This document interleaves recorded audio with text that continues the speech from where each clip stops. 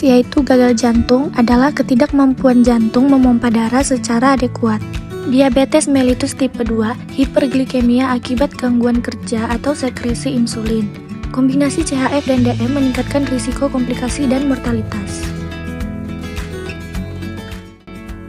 Assalamualaikum warahmatullahi wabarakatuh. Selamat pagi. Hari ini kita akan mengikuti perjalanan tim interprofesi dalam menangani kasus pasien berusia 67 tahun dengan diagnosa CHF, ECCAD, dan diabetes mellitus tipe 2.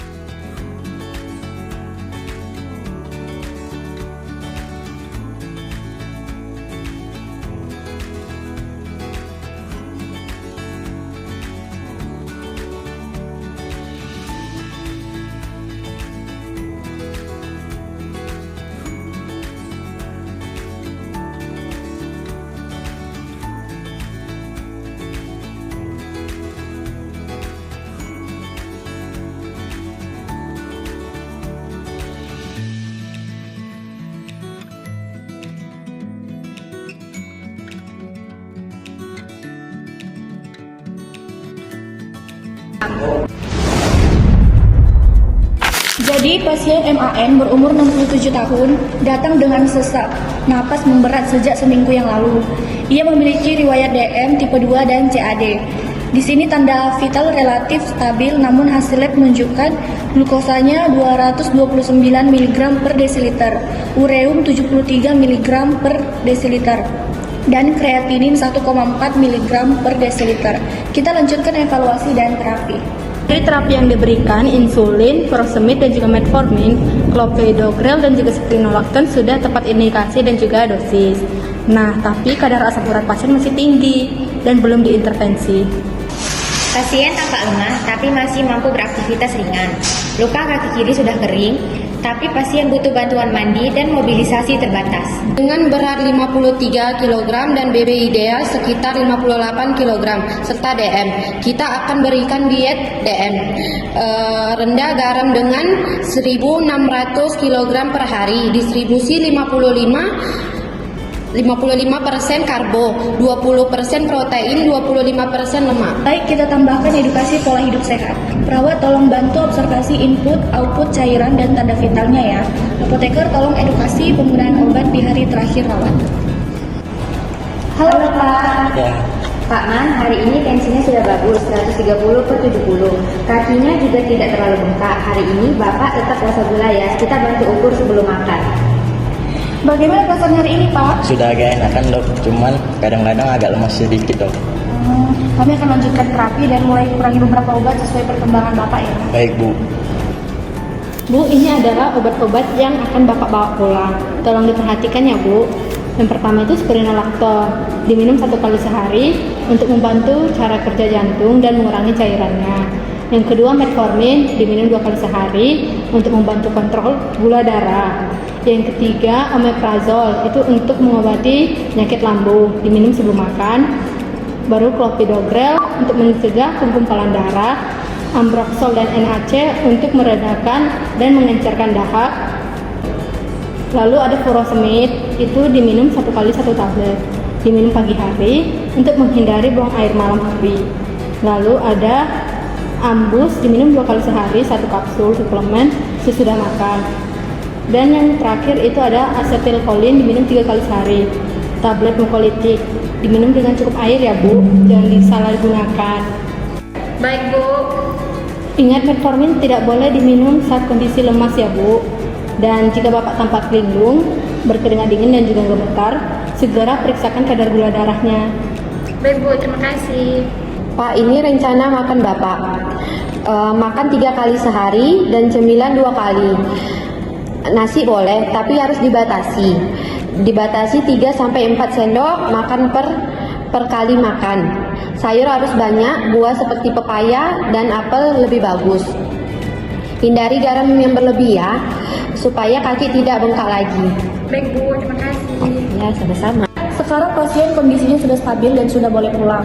Monitori di puskesmas 2 kali seminggu, pastikan DM-nya tetap terkontrol ya. Saya juga akan memberikan nomor edukasi obat dan nomor kontak jika ada efek samping obat yang terjadi. Saya juga sudah berikan menu 7 hari ke keluarganya. Kami sudah ajarkan cara memantau tanda-tanda sesak dan luka kaki. Kasus CHF dan diabetes tipe 2 memerlukan penanganan penyeluruh. Kolaborasi interprofesi bukan hanya meningkatkan efektivitas terapi, tapi juga mempercepat pemulihan dan meningkatkan kualitas hidup pasien. Bersama kita bisa menciptakan pelayanan kesehatan yang holistik dan manusiawi.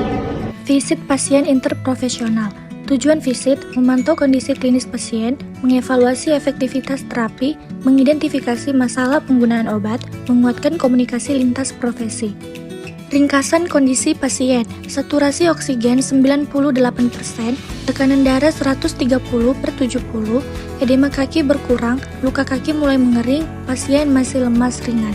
Laporan mahasiswa farmasi, diuretik, furosemid dan spironolakton efektif, metformin dan insulin glaritus, kontrol gula, GDS perlu pemantauan. Ambroxol disarankan dihentikan karena tidak adanya batuk. Asam urat tinggi 9,9, usulan terapi tambahan. Albumin rendah kurang dari 3 gram per desiliter, diberikan VIP albumin dan perlu monitoring ulang.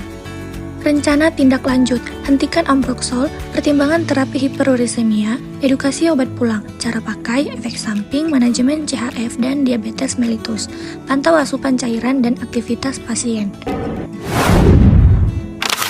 Bapak Mas, Pagi dok, bagaimana pernapasannya hari ini? sudah agak mendingan dok. Enggak terlalu sesak, tapi agak lemas sedikit. Dok, hari ini saturasi oksigen pasien 98%, tekanan darah 130/70, dan edema di kaki tampak berkurang. Luka di kaki kiri juga mulai mengering. Izin melaporkan dok, berdasarkan pemantauan terapi, penggunaan furosemid dan spironolakton efektif dalam mengurangi cairan tubuh. Metformin dan insulin bekerja mengontrol kadar gula, namun gula darah setelah makannya itu atau setelah waktunya masih perlu dimonitor lebih lanjut. Pasien sudah tidak mengeluhkan batuk lagi, jadi Ambroxol dihentikan. Kadar asam uratnya masih tinggi dan tolong diberikan terapi untuk hiperurisemia. Pasien menerima VIP albumin karena kadar albuminnya kurang dari 3 gram, namun disarankan untuk monitoring ulang albuminnya dok, sebut ulang. Baik, untuk Ambroxol saya setuju dihentikan. Terima kasih atas masukannya untuk asam urat, nanti kita konsulkan terapi tambahannya. Terima kasih dok, Bu apoteker dan perawat. Saya lebih ngerti soal obat. Adapun tujuan konsultasi, yang pertama, edukasi penggunaan obat CHF dan DM. Yang kedua, menilai kepatuhan pasien terhadap terapi. Ketiga, mengidentifikasi potensi DRPS. Yang keempat, meningkatkan hasil terapi dan kualitas hidup. Untuk edukasi tambahan, pertama, tidak ada keluhan efek samping selama di rumah sakit. Kedua, pasien masih merasa lemas. Ketiga, edukasi gaya hidup, yaitu hindari makanan asin, tidak merokok, kontrol gula darah, minum obat sesuai jadwal.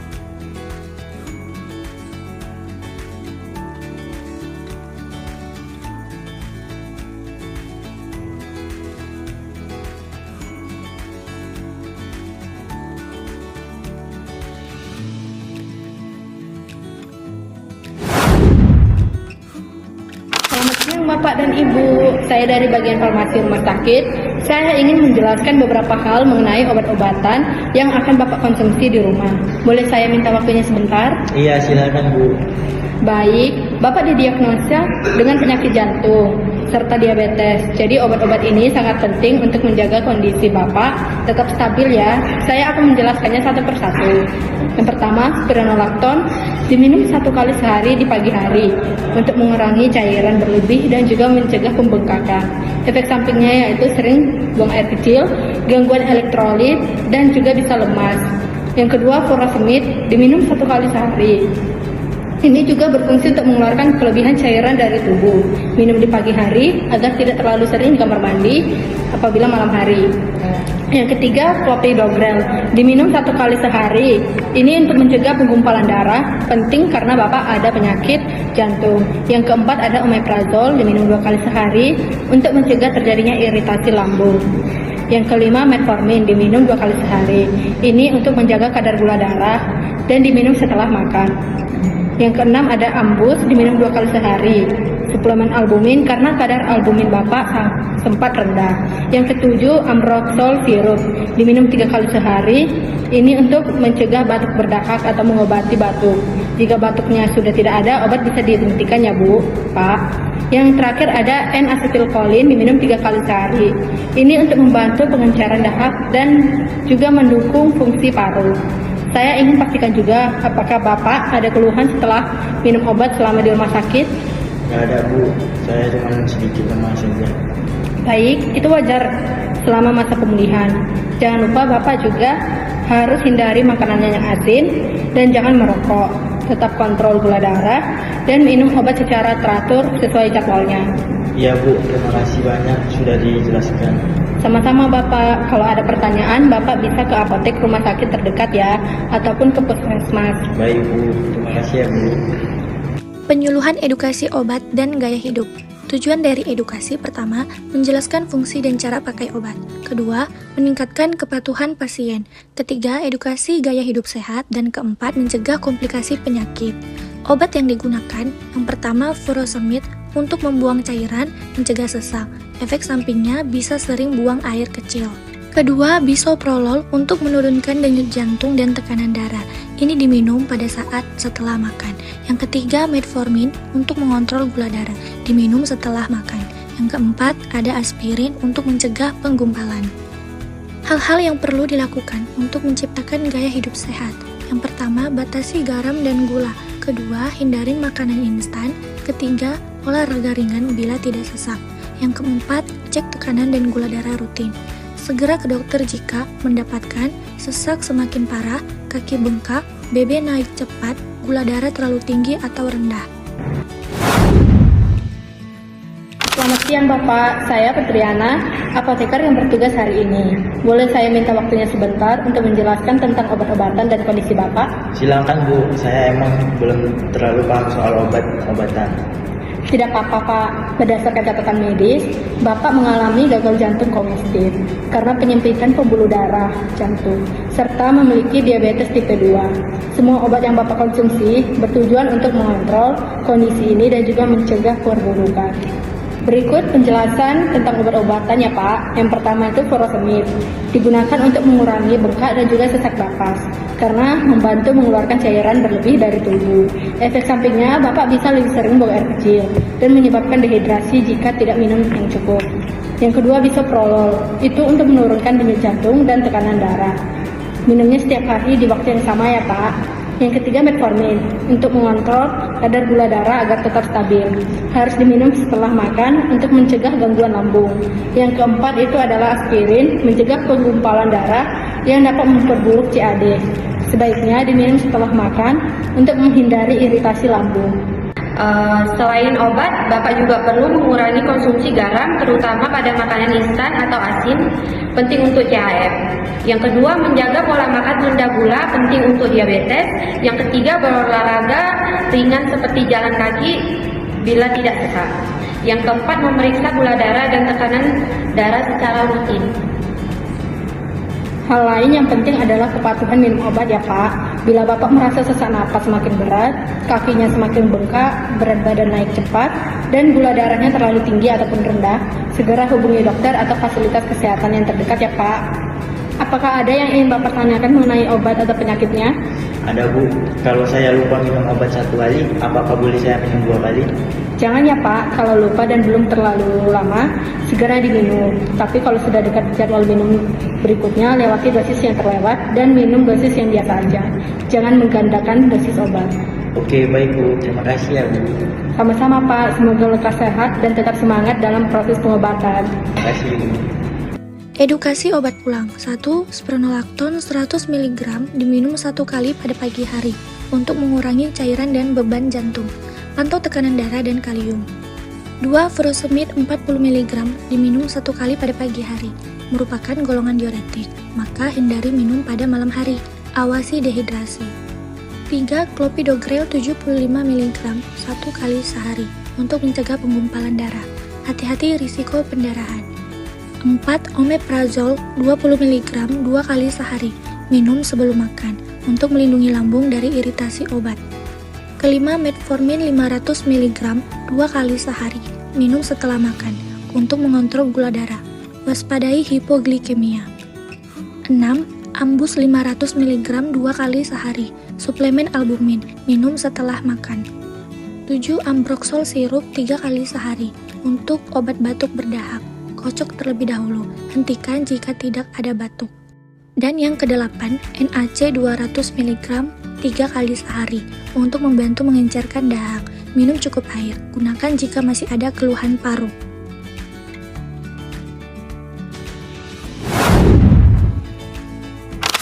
Nama obat yang akan Bapak bawa yaitu yang pertama spironolactone, minum 1 kali 1 tablet sehari, diminumnya pagi hari, itu untuk mengurangi cairan dan beban jantung. Yang kedua furosemid, diminum 1 kali 1 tablet sehari, pada pagi hari juga, menghindari buang air malam hari. Yang ketiga clopidogrel, diminum 1 kali 1 tablet, diminum rutin. Yang keempat omeprazol, diminum 2 kali 1 tablet, diminum sebelum makan ya Pak, untuk mengurangi asam lambung. Yang kelima metformin, diminum 2 kali sehari setelah makan, jangan dilewatkan. Yang keenam ambus, diminum 2 kali 1 kapsul dan diminumnya sesudah makan. Yang ketujuh ambroxol sirup, diminum 3 kali 1 sendok takar obat batuk berdahak. Dihentikan obatnya jika tidak ada lagi keluhan batuk. Dan yang terakhir yaitu asetilkolin, diminum 3 kali 1 tablet. Ini diminum dengan cukup air dan jangan digunakan jika tidak ada keluhan batuk atau dahak. Minumlah obat sesuai dengan jamnya ya Pak, jangan dilewatkan. Jika lupa minum obat dan waktunya sudah mendekati dosis berikutnya, lewati dosis yang tertinggal. Jangan diminum double. Untuk diabetes, jaga pola makan agar gula darah Bapak tidak naik. Dan jangan makan yang terlalu asin untuk membantu kerja jantung Bapak. Bapak harus menghindari makanan tinggi garam seperti kerupuk, mie instan, dan ikan asin. Rutin mengontrol tekanan darah dan gula darah. Hindari aktivitas berat, istirahat yang cukup, jaga kaki agar tidak luka. Penting untuk pasien diabetes. Jangan merokok dulu ya Pak, hindari stres, cukup cairan tapi jangan berlebihan. Selama di rumah sakit, apakah Bapak merasa pusing, mual, atau jantung berdebar? Tidak ada Bu, cuma agak lemas sedikit. Baik Bapak, itu masih wajar. Tapi kalau Bapak sampai muntah terus dan tidak bisa makan, sesak kembali ataupun kakinya bengkak, segera kontrol ke rumah sakit lagi ya Pak. Ya Ibu, makasih ya Bu. Sama-sama. Kesimpulan, terapi sebagian besar telah sesuai. Perlu perhatian terhadap 1. Asam urat tinggi dan belum diterapi. 2. Evaluasi terapi albumin. 3. Rasionalisasi obat batuk.